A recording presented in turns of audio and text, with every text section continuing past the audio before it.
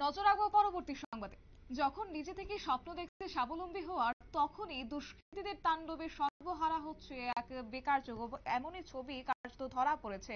এবং জানিয়ে রাখছে যে অমরপুর বীরগঞ্জ থানা এলাকার রাকাং এলাকা থেকে সেই ছবি ধরা পড়ছে। রাতের আধারে বিট্টু দাস নামে এক বেকার যুবকের অর্ধ শতাধিক রাবার গাছ কেটে ধ্বংস করে দিয়েছে একদল দুষ্কৃতী। বৃহস্পতিবার সকালে বিট্টু দাস বাগান পরিচর্যা করতে গিয়ে রাবার গাছ ধ্বংস করে দেখতে পেয়ে এক প্রকার চিৎকার চেঁচামেচি তিনি শুরু করেন এবং স্নাতক বেকার যুবক বিট্টু দাস এই রাবার বাগান করে স্বাবলম্বী হওয়ার স্বপ্ন দেখে আসছিলেন।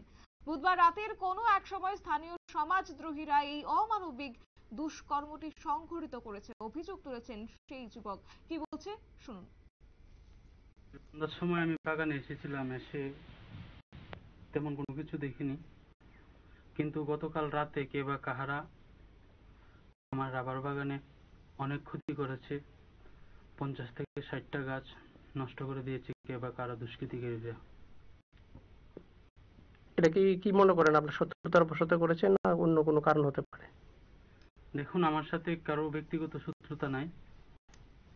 আমি রাজনীতি করি, বিরোধী দল করি, কংগ্রেস দল করি।